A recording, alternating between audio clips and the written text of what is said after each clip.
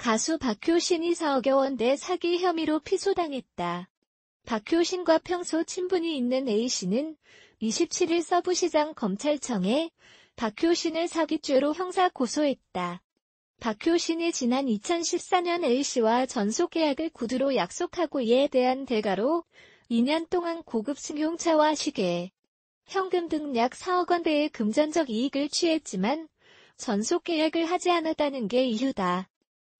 법률사무소 5일은 28일 오전, 2019년 6월 27일 오전 11시 서울 서부지검에 사업가 A씨를 대리하여 가수 박효신을 사기 혐의로 고소장을 접수했다.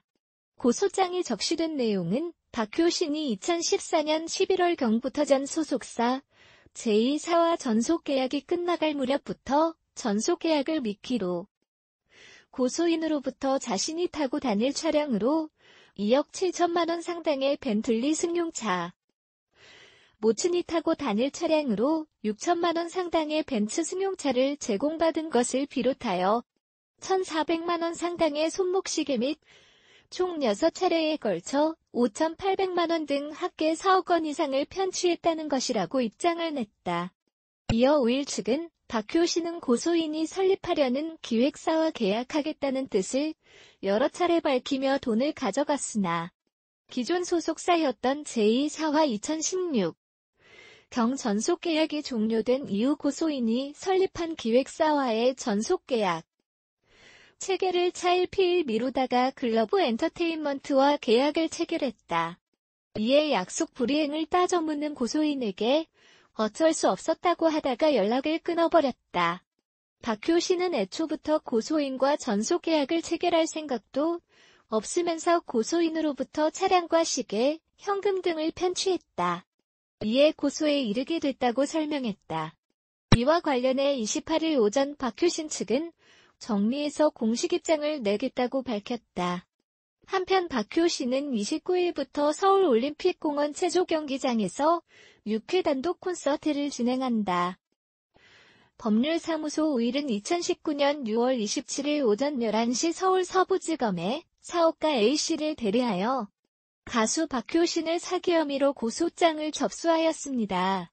고소장이 적시된 내용은 박효신이 2014년 11월경부터 전 소속사 제2사와 전속계약이 끝나갈 무렵부터 전속계약을 미끼로 고소인으로부터 자신이 타고 다닐 차량으로 2억 7천만 원 상당의 벤틀리 승용차, 모친이 타고 다닐 차량으로 6천만 원 상당의 벤츠 승용차를 제공받은 것을 비롯하여 1,400만 원 상당의 손목시계 및 총 6차례에 걸쳐 5,800만 원 등 합계 4억 원 이상을 편취했다는 것입니다. 박효신은 고소인이 설립하려는 기획사와 계약하겠다는 뜻을 여러 차례 밝히며 돈을 가져갔으나 기존 소속사였던 제2사와 2016 경 전속계약이 종료된 이후 고소인이 설립한 기획사와의 전속계약 체결을 차일피일 미루다가 글러브 엔터테인먼트와 계약을 체결하였습니다. 이에 약속 불이행을 따져 묻는 고소인에게 어쩔 수 없었다고 하다가 연락을 끊어버렸습니다. 박효신은 애초부터 고소인과 전속계약을 체결할 생각도 없으면서 고소인으로부터 차량과 시계, 현금 등을 편취하였습니다. 이에 고소에 이르게 되었습니다. 박효신은 전 소속사와 전속계약 문제로 법정 공방을 벌였고 전속계약 파기 등을 이유로 2012년 6월 대법원에서 전 소속사에 15억 원을 배상하라는 판결을 받게 된다. 이후 전 소속사는 박효신이 재산 추적과 압류 조치에도 15억 원을 배상하지 않고 새 소속사 제2사로부터 받은 계약금도 제2사명의 계좌를 통해 은닉해 강제 집행을 피하려 했다고 주장, 박효신을 고소하게 된다.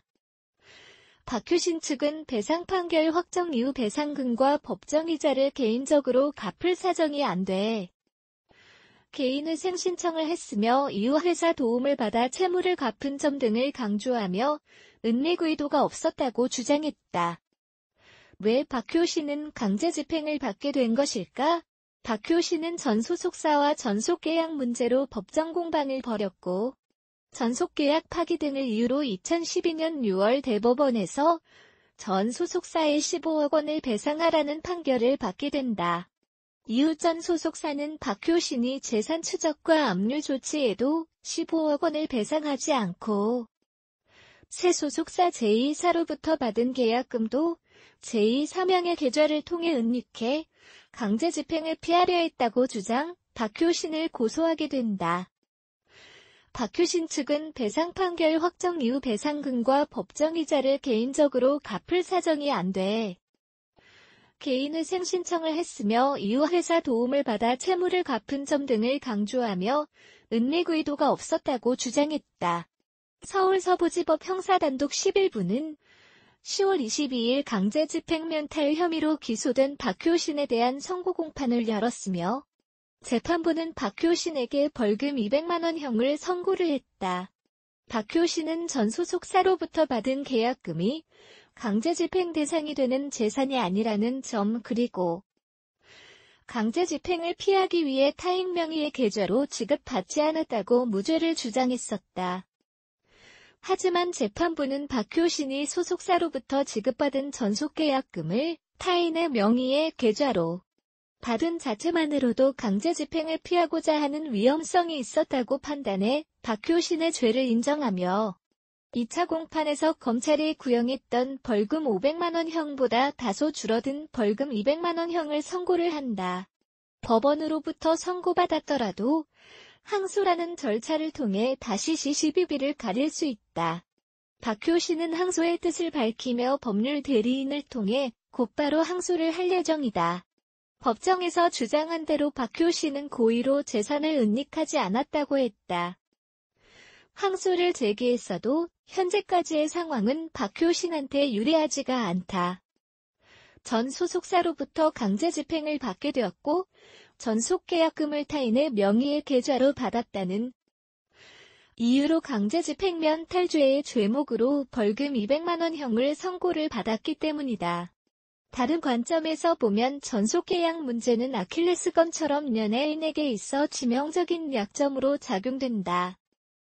인기가 높아지고 소속사를 바꾸는 시점에서 전 소속사부터 전속계약에 대한 법정 공방을 벌이는 일은 비일비재하게 우리가 보던 풍경이다. 마치 메비우스의 티처럼 반복된 절차가 이어진다. 박효신의 상황은 다르지만 같은 한계를 가지고 있다는 사실은 변함이 없다.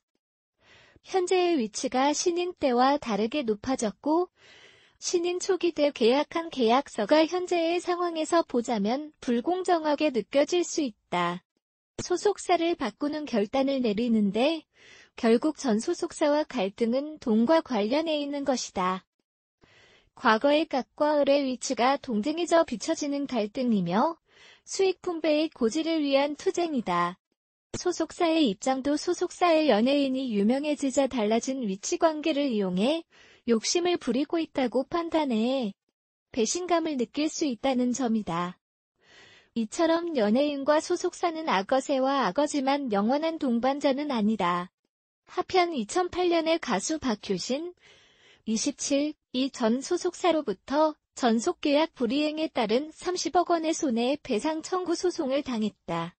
박효신의 전 소속사인 인터스테이지는 지난 31일 서울중앙지방법원에 박효신이 전속계약에 따른 활동에 전혀 협조하지 않았고 10억 원의 전속계약금 및 12억 원 선급금 등 22억 원의 이익만을 취한 채 소속사와 연락을 끊고 전속계약 의무를 이행하지 않았다고 주장하며 전속계약금의 3배인 30억 원의 손해배상 청구 소송을 제기했다.